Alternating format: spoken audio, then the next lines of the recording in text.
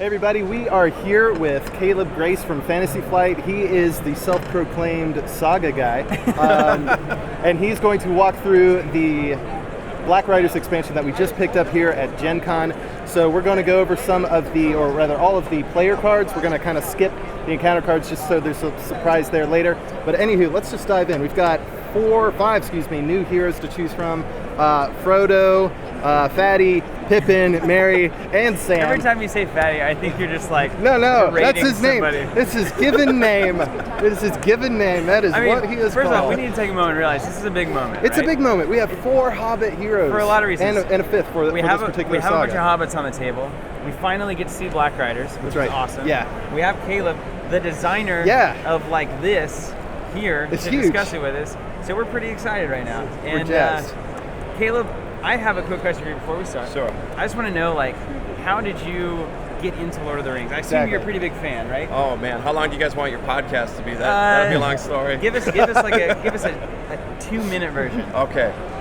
The Hobbit is the first book I ever read on my own. Nice. So picked it up in 3rd grade, loved it. I read it 5 times That's before I found incredible. out. That is exactly what I did with all my Lord of the Rings Right. books. I kid you not. But before I found I didn't know there was more. Yeah, no, I had the exact same thing. It was like, there's more, and it's like 10 times the size. Right, yeah. I wish I could like go back and see the look on my face when I found out that there was Yeah. 3 more books. Yeah. Because I kept reading it going, this is so good, I wish there was more. Exactly. So then I think I read The Fellowship when I was about in middle school. Same. And Yeah.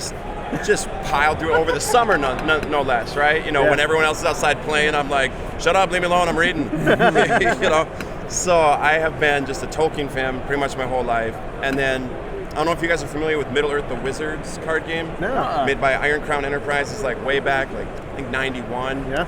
That was my first card game experience. Awesome. So that was something where like I loved Lord of the Rings. I saw this, it Yeah. had art on it. I was like, oh, there's a picture of Elrond, there's Aragorn. So I got into that, and then I got hooked on card games. There you go. Then it was like It's a dangerous road. Star man. Wars and Star Trek and everything else, and I picked up like the Decipher Lord of the Rings. Yeah, Flash that forward game 20 was years. incredible, man. That was fun. And then Loved then it ended up my brother was working at Fantasy Flight, and he picked up this game, and he brought it to me like birthday, like here you go.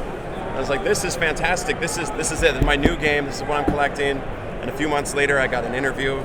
Awesome. And, nice, man. Yeah, so I did like a Lord of the Rings card test for the interview, and they liked it enough. They offered me the job. So a few months after I started playing, then I was working on the first Hobbit box. That is That's fantastic. Which was great. It was like life coming full circle. When'd you get hired? Let's see, that was in September of 11 is when I started. Nice. Yeah, What a journey, man. It'll be a couple years coming up. That's awesome, yeah. man. Well, yeah, it's been great. I've been able to work on each of the Saga expansions since getting hired. that's fantastic. Yeah, Well, I'm excited congrats, about dude. this one. Congrats. Thank you. That's awesome. A couple like logistics questions, because I just love hearing about this Sure. kind of thing. How long does it take to conceive, design, and put one out? That one of these really Saga depends. expansions? Like, I think there is at one point I was shown like a timeline, like an ideal, like this many weeks for this many weeks for that, and then final product. Yeah. The reality is often very different. Sure. There's so many places where it can take longer along the way. You know, we have a fantastic art department. You see the art on the cards; it's just beautiful. It's crazy. They are working so hard to find artists to do that. So often it can be, you know, Well, they found them. we've got, you know, we went from 4 LCGs to 6 in the last year. Yeah.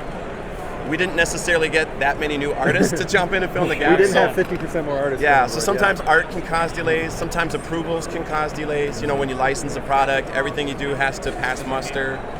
So every once in a while, someone at Middle-earth Enterprises will be like, are you sure that's a thing? Yeah. You know, and so we'll have to look it up and be like, yep, here it is in the book. And, you know, they're a lot of fun to work with. Yeah. You know, Cool. they're So doing, they take it really seriously. yeah, like, to make sure absolutely. it's- Everyone's taking the job serious, which is what makes it take as long as it does. That's awesome. Hey, it's So- worth it. Yeah. Totally worth it. It's totally worth it. So I'm sorry, I can't say no. for certain. It's usually a matter of, you know, 3 to 4 months. Yeah, maybe. I was really just curious in the process, and Yeah. like just if it was easy, if there were struggles and all that kind of stuff. Like if you were to be held up, like more often than not, where would it happen? I think it's usually what happens is, you know, you do your you write a list of the cards you want. Yeah. All right. And So this just comes straight from your brain. Right. That's You want to see Sam and all these guys, and then conceive of like with the Saga expansion. I think it's actually easier to design these in one respect because you sort of know what cards are going to be in it. When we do a cycle, it's all we're making it up. So then it's more of an open-ended, what do we put in? With this, it's like, all right, who's in the book at this point? Right. And so I just really put myself back where I was when I first read it and think about other fans, like what are they going to want? And then just try to give them those things. So like this one in particular, we got 4 Hobbit heroes because you need the core box to play this. And so I know like a lot of dedicated fans will be picking this up and they've got everything else. But I also feel there'll be a lot of new people going, oh my gosh, the Black Riders, the Fellowship of the Ring, what do I need to play this? And you see, all right, this is $29.95. I need this other box to play too. So I'm thinking of that person, they need to have a great experience with just this box and the core set. Totally. So I know like a lot of people are like, oh, great opportunity for new Aragorn, right? Because Strider in the book. Right. But then I feel like, all right, well then there's these new players that are like, I just got Aragorn. And I already have another Aragorn. What do I do with that? Exactly. So the card list kind of comes from those sort of thoughts. Cool. And then once I have a card list, then it's writing art descriptions for all of them. So like all the images you see. That's the second step. You describe like the art. Yeah, it's usually just a paragraph, and if I can as much as possible, I will just grab the passage from the book.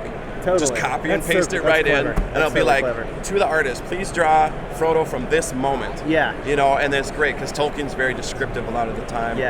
Makes it easy. If I can't, then I'll just try to think of, all right, what's a good moment like Mary, you know, sitting there like looking at the sword for the first time. That might just be something like, that'd be a cool Mary, you know, write that. So from art descriptions, I pass that off to our art department. They do a great job like finding people to do that. They get working on the art, and that's usually going to take somewhere from 6 to 8 weeks. While that's happening, that's when I'm finishing up my design and starting play testing. And we do a lot of play testing. First internally to make sure like I'm not crazy and it actually kind of works. Then we send it off to our play testers, and then they're like, "You're crazy, it didn't work," you know. Not too often, but that's awesome. So then once the art comes in, then we just take it all and build the cards, and then we send it up for approvals. Sweet. Awesome, man. Well, all right. Well, let's look at what you've made here. The first thing that I noticed is that there's a new icon here.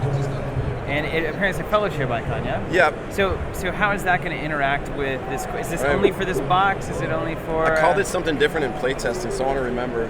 I think I took it. I think it's fellowship. You're right. I took a little cheat. I think during playtesting it was like the ring bearer sphere, so I'm like, I'm going to start talking about ring bearer sphere. Everyone's like, what is he talking about? What?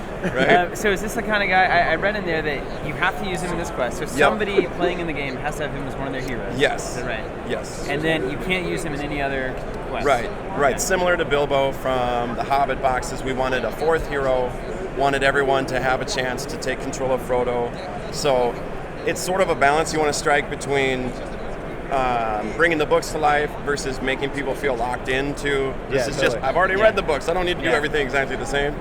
So we knew like, all right, we need a ring bearer. It's got to be Frodo to start with at least. You know, and then the other heroes, like you will be able to choose. Like, what would it be like if Bjorn went on the quest? You know, you like go for it. It would be crazy. A quick segue, like mentioning the books, which I've always like. It's always been obvious to me that the books are forefront and like leading the design inspiration. But do the movies at all play any part in inspiring? Well, our license is just with the books. So like on a legal page, certainly on a legal basis. Like we actually have to be very careful that we don't reference the movies or like imitate them. And even the art department. Occasionally they'll have to like send a piece back to us and say, can you please dress it up a little different because it looks too much like the character in the movie. Yeah, so we're very respectful to like, you know, the books are the books, the movies are the movies, and they're kind of two different things. And so it works out pretty well. Sweet. All right, so Frodo, Fellowship Sphere. Frodo's going to be happening. He's going to be rolling around with you guys, and then we also have, so starting out we have Sam, new Hobbit hero. The 8 threat there is fantastic. I love that. It immediately screams secrecy. You gotta go secrecy here, right? That's really what it's all about. And as I was telling Robert, like it feels to me like this is like you can figure out where the hobbits could have gotten killed 1,000 times over. Right. It's like you're just trying to sneak through stuff, and then it's like, they could have killed us here, could have killed us here, and you realize like how tense that actually is in the books, where it's like so many things could have gone wrong. Yeah, man. So we got Sam, 3 quests, which is huge. It's big. 1 offense, 1 defense. Especially for leadership. That's usually like spirit only kind of statistic. Yep, and 3 hit points. He's a hobbit. After you engage an enemy with a higher engagement cost than your threat, ready Sam, and he gets +1 to all of his stats until the end of the round. It's fantastic. All right, so that's a pretty mind-blowing little just right off the package bat, of cards. a great hero. Now, we were talking about this earlier. Why is Sam a leadership hero? Okay, that's because I know a lot of people are like, he's got to be spirit for sure. I'm totally up to it. Yeah. No, that's one of the things that you accept with the job is like, not everyone's going to agree with your decisions, and no matter what I say, some people are still going to be like, he should have been spirit, you know? And that's okay, because they have some very valid points for why he should be. It doesn't mean we'll never see a spirit Sam. We've already done 2 versions of Aragorn, 2 of Bilbo. I mean, hopefully this game will be going for so long that eventually we got to do 4 versions of everybody. Yeah. That would be wonderful. That would be awesome. So, there's some logistics to it, and there's some theme behind it. On one hand, you got 4 heroes in the box, and you got 4 spheres. So somebody's got to go somewhere. Yeah. Because they can't all be lore and spirit. That would be a very, I want a tactics hero, Well, Mary makes sense for tactics. Mary kind of made sense. He was a no-brainer for me. Yeah. So leadership for Sam was great. So Sam is, I think, next to Aragorn, like my favorite character in the book. Nice. And also, I think it's really interesting to read Tolkien say he is the hero. Like it starts out the stories about Frodo, and it really ends up being about Sam. Yeah. And I love that. And so I wanted to represent his personal growth and development. And I think the struggle is we're here in the first box, and so people are thinking of Sam in the beginning, where Sam is just I'll carry the bags, Mr. Frodo. And it's kind of amazing how quickly he grows, though. It's a really good impression. Right. I've been working on it every day in front of the mirror. So he shows so much personal growth, though. By the end of the story, right? He's charging the Tower of Cirith Ungol by himself, and he's carrying Frodo up with the Mount Doom, and he becomes the mayor of the Shire, and they basically, you're mayor for life, And so I just felt he, in his own way, he's a leader. For me personally, leadership is not always follow me. Yeah. It's leadership is a lot of times I'm going to lift you up and serve you so that you can do what you need to do. And that kind of quiet, supportive kind of leadership, and that really fits the sphere in my mind with their other effects, like Faramir, the leadership ally, says, he's not saying follow me, he's all you guys, +1 willpower, let me build you up. So it really made sense for me. I understand people don't necessarily agree, but I couldn't be more excited about that card. It's an awesome card. It's great. Love it. Well, let's move on to Mary. Pippin lore. Pippin lore, again, this is one of these where it's we already have a spirit Pippin. Right. He's not going to be our tactics hero in this one, although he did kill a troll. That's true. You got to give a Hobbit props. How did he even reach? That's how did he get there? So he's clearly, they're all capable of so much. But Pippin lore was, for me, going back. So I will first tap into my memories of what my impressions, and then I'll go back and read it, and then read it again, and then when I'm working on it, I'm listening to the audiobook. Nice. And just remembering. That's my plan, to just saturate my brain with Lord of the Rings so it just kind of comes out naturally rather than forced. Nice. That's awesome. So Pippin was actually the guy leading Frodo and Sam through the Shire when they left Bag End trying to get over to Buckland. Yeah. And he's I know where we are. Here's the Shire jet set. Yeah, he's this is Stockbrook. That's Bam Furlong. Follow me, And I was that's cool. So it showed a side of him. As soon as we're out of the Shire, he will lose that sphere. Right, yeah. There's going to be a treachery card attached to Pippin.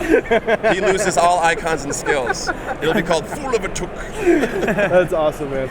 Well, let's Robert, tell us what Pippin does, because we don't fully know. So 6 threat, 2 willpower, 1 attack, 1 defense, 2 hit points. He's a Hobbit, of course. And then each enemy in play gets +1 engagement cost for each Hobbit hero you control. That's incredible. That is awesome. The effects are just so sweet, and the player cards will build on that even more. And then response after you engage an enemy with an engagement cost higher than your threat, draw a card. Perfect lore effect. Yeah. Perfect way to make the deck sing a little bit. Yeah. He's a Hobbit you want in there. At a 2/1/1, respectable. 2 health makes a lot of sense. And his built-in synergy, just self-contained is already pretty solid, but then everything else that we're going to see here in just a don't little let him take any damage. Yeah, please keep him, the damage keep away. him secret and safe as well. His second ability is an example of where my playtesters really help.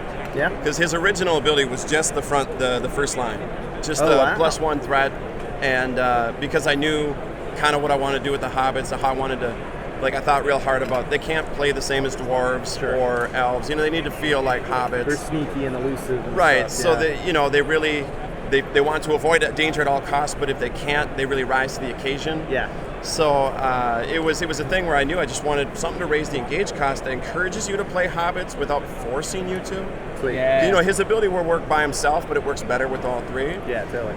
But then my playtesters were like, it's great, I see your point, I'd like something more, just a little kicker, So it's like, how about a card? Good enough. Yeah, cool. Good job. But it's a card at risk, because you do have to engage an enemy, so it's like, it's worth it. But the combo between these two then is so much fun that Pippin and Sam will quest for 3 and he'll be like, engage an enemy, I'll stand up and block them. Yeah, that's awesome. And I'll draw a card while I'm at it. So cool. Well, what about Fatty over there? Yeah, Fatty Bolger. I just want to start. I don't expect much from a character with that name. He was a fellow conspirator. Give me a break. He's much cooler than his cousin Tubby Bolger. All right, so 7 threat, 1 willpower, 1 attack, 2 defense, 3 hit points. Hobbit.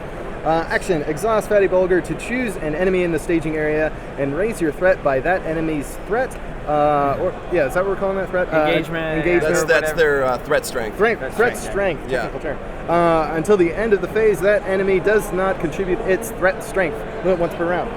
Awesome. Why? I mean, that's solid, especially in Spirit. That makes so much sense. So good. Like just the ability to pick out, like the staging area is getting really interesting in this game. It is. Like we keep talking about that. There's now with all the traps that were coming out and all the ranger stuff, where it's like, hey, we're going to screw with the staging area. And now it's like we're going to keep things in the staging area. We're going to make things like not contribute their threat. Like it's really a lot of manipulation going on here. So I feel like you're giving good players the chance to really take these encounter decks and like stick it to them. Yeah. I'm glad you guys liked it, because the first reaction from all my playtesters was like, why would I ever do that? And then I said, have you played it yet? Yeah. And they're like, not yet. So I'm like, just okay, I'm hearing your concerns, but try it. And that ability actually never got changed from its original effect. It just, once people started playing it, they're like, oh, pretty sweet. That's pretty good, actually, Yeah, especially out of Spirit, where like lowering your threat's not an issue. Yep. I'll raise it by 3 to cancel 3 threat, and then I'll play Elrond's Counsel, lower it back down, problem solved. Yeah, totally. It's And really nice. I liked it was, he's the guy in the book who's really the unsung hero. Like, I'll stay here and lure the Nazgul to behind. me. We'll let you guys get ahead. He wasn't really sure what he was getting into, but you're totally right. Right. You're essentially, this ability to me is like whatever that you're lowering is essentially your quest value for that turn. Yeah. You're knocking that out of the city. So you could quest for like 8 or 9 with this guy if you really had to. Like if it was a bad dude out there, you could make it happen. All right, so there's the heroes. Did we talk about Mary? We haven't. We kind of glossed over Mary. It's so cool looking. I love that art. So it's a 6. Is that technically threat? The blue number. I mean, I've That's said their threat cost, I believe. Cost. Yeah, so 6 you're right. is their threat cost. Is his threat cost? 2 to quest, 0 arms, but we'll get to that in a second, and 1 defense, 2 hit points, and he's a Hobbit, of course. He gets +1 offense or arms for each Hobbit hero you control. You control all 3. That's 3. And he's one himself, so always and he is have one himself, so always Yeah. have the 1. And response after he participates in an attack that destroys an enemy. Ready another character that participated in that attack. So Great. they attack together, and he can ready something else that just. I love it. This can be so good. It can comboed be. with non-Hobbit things. Yeah, also. fantastic. Let it be known. And that's what I really like, is that they can all work together swimmingly, but if need be, they can be like the supporting role that they pretty much... He's a huge include in certain tactics decks. Yeah. Just to be able to stand that hero back up that you've loaded up with bows and Rivendell blades and stuff and swing at something else again, or swing into the staging area. Or Gotcha. Like, Have you guys seen the Theoden card that was spoiled that's coming out later? Yeah. So I've really kind of forgotten about it. Can you remind us? So, well, he's, he sort of lends himself to a mono tactics deck, not strictly, but so he gives +1 willpower to each of your tactics heroes. That's what it was. So I really like the way he can combo up with Mary, since those two were tight in the they books. were. And, together they can quest for 6 out of tactics, which is pretty huge. A lot. Or, together they can attack, and then Mary can exhaust and ready Theoden, Awesome. When I was playtesting, I would splash in like the Bjorn ally. Oh, wow. And go epic with him for +5 attack. That'd be Crush crazy. something with Mary and Bjorn, and then ready Bjorn. Angry bear swings twice. It was fun. Awesome. That's great. So these are all fantastic, but let's move on. Let's look at some of these other allies and such. Do you have anything else about the heroes? I mean, is there anything? I don't know. Did you guys? Did you ever talk about? Yeah, Frodo's we kind of glossed over Frodo as well. I kind of was seeing Frodo as a part of the quest, yeah. But let's go ahead and do it because up. Caleb has told us there's probably something here to check out. If it's okay with you, I want to find the One Ring because that. Yeah, go ahead and find it. It's in there somewhere. Let me see if I can help you. That's really very exciting. I mean, this is it, right? The Lord of the Rings. Here it is. You got it. That's it. And we got the One Ring. The One Ring, and so of course Frodo's ability art. is to use the One Ring, and I think some people saw maybe the One Ring and they didn't see Frodo, and so they were looking at the One Ring going, well, that's really boring. Yeah. It doesn't do anything. It's the One Ring and it doesn't do anything. That's horrible. So let's go over the One Ring. It's a setup thing. The first player claims the One Ring and attaches to the ring bearer, which in this case would be Frodo. Attached hero does not count against the hero limit. The first player gains control of attached hero. So he's going to hang around with us. And then Frodo is a 2/1/2 with 2 hit points. Awesome. And his is a response, and it's using the ring. So spend 1 ring resource or fellowship resource and exhaust the One Ring to cancel the effect of an encounter card just revealed from the encounter deck. Shuffle that card back into the encounter deck and reveal another encounter card. So that's pretty sweet. An immediate, just like get out of jail free card. Yeah. But you still might be in jail when you reveal that other encounter card. You go to prison. I was really happy with this effect, and I'm not sure. I feel like I think this is something that Nate French and I brainstormed sort of together. I remember he felt real strongly that using the ring should be dangerous. There should be this sort of like two-sided effect to it. Yeah. It was sort of like a shoot for the moon sort of effect. I remember him saying that. So I thought, well, this is great. We never done anything that just straight up cancels the entire card. Yeah. Right? Out comes a Nazgul, like, I really don't want to see that right now. Let's. But then, you shuffle it back in, and you might just draw it again. Yeah. So using the ring and having that be central to the quest was really important to me. Like, this is it. That's what they're after. And it was also building in future design space by putting the ring, making the ring just, this MacGuffin. Yeah.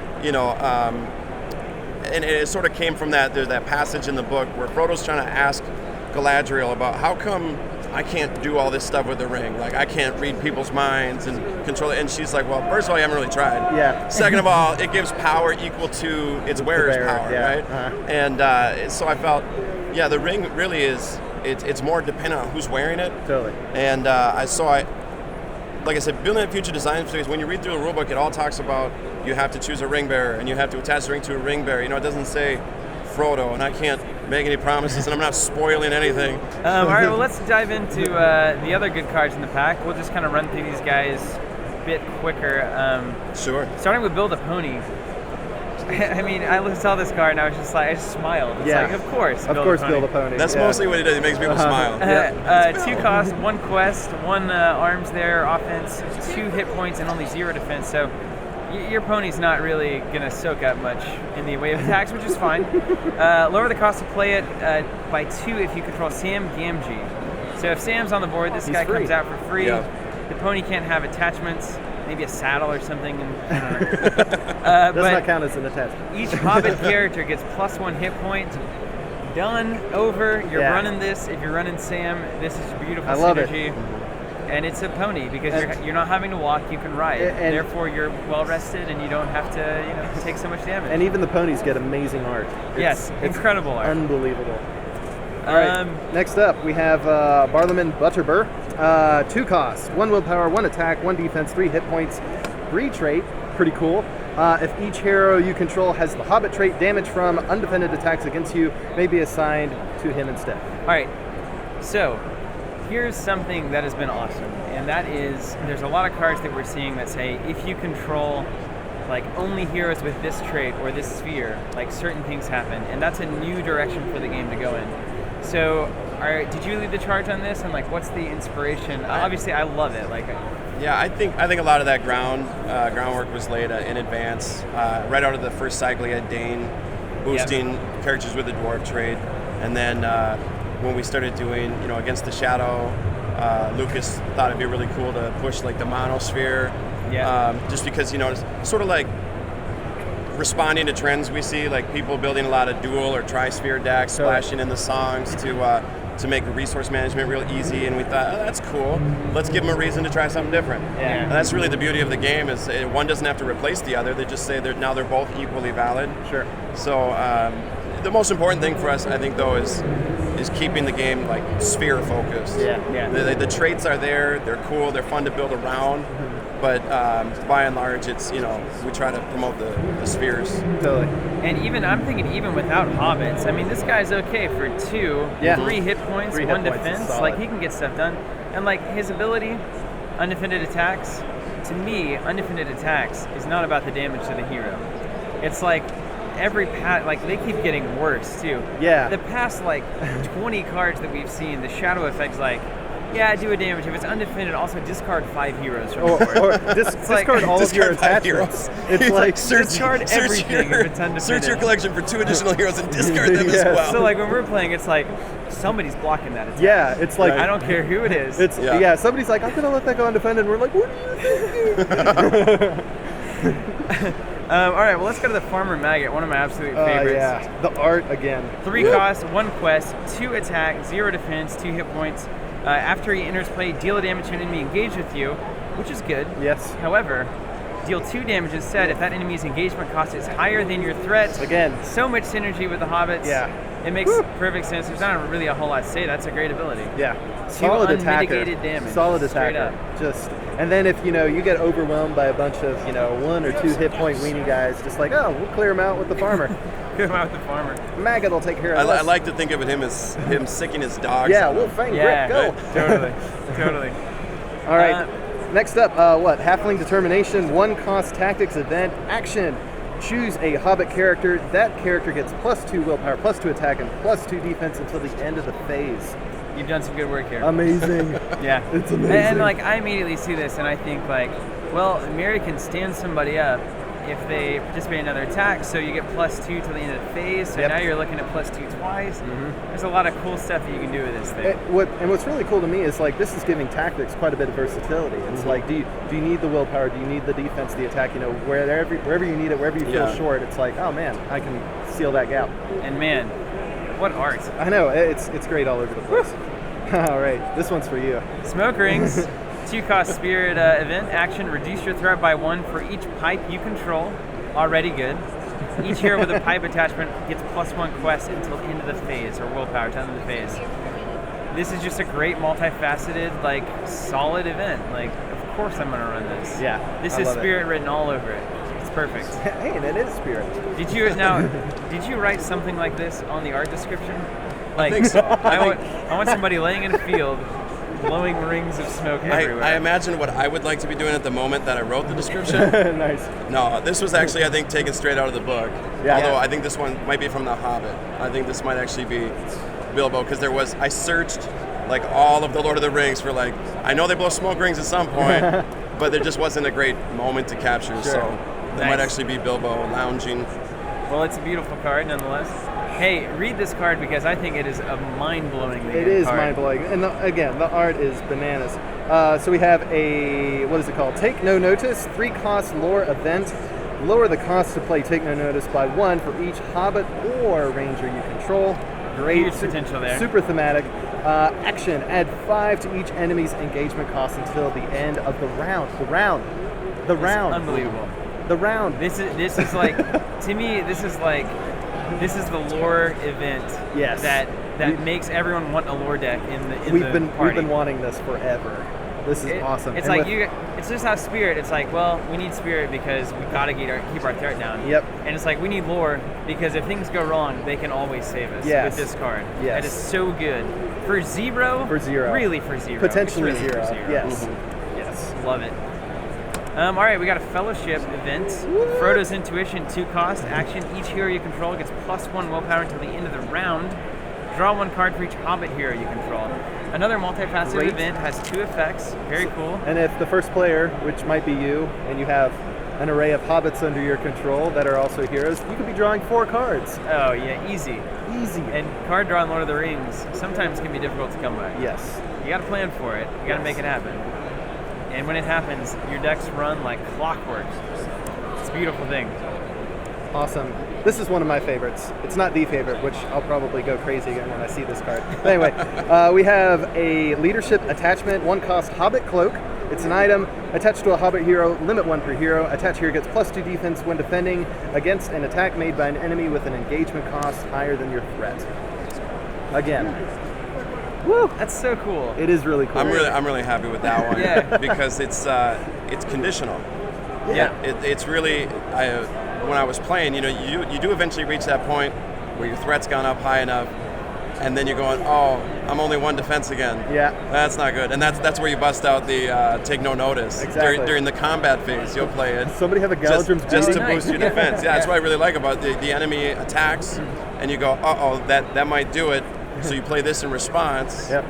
To the, after the shadow's revealed, you go, how about +5 threat to that? Oh, good, now I'm +2 defense again. That's awesome. Cool. All right, what do we got next? We got the Dagger. Dagger of Westerness. 1-cost artifact item weapon. It's restricted. You attach it to a hero. It is tactics.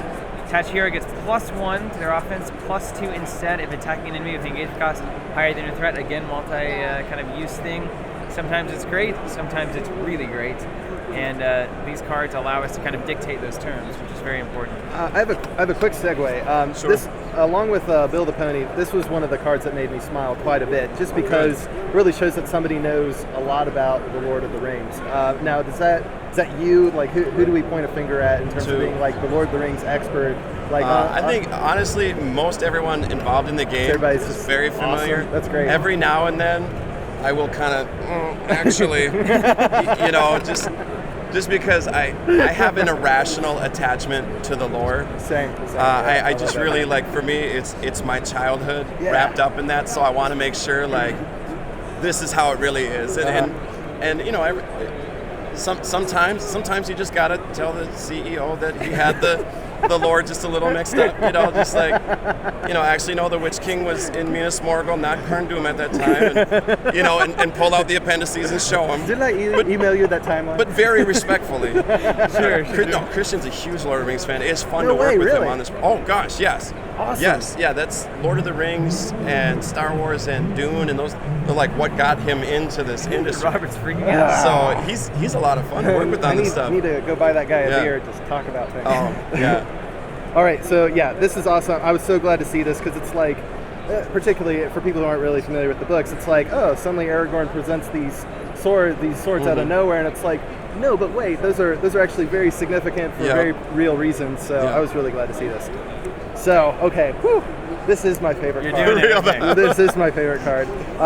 It is the Hobbit Pipe, a 0-cost spirit attachment.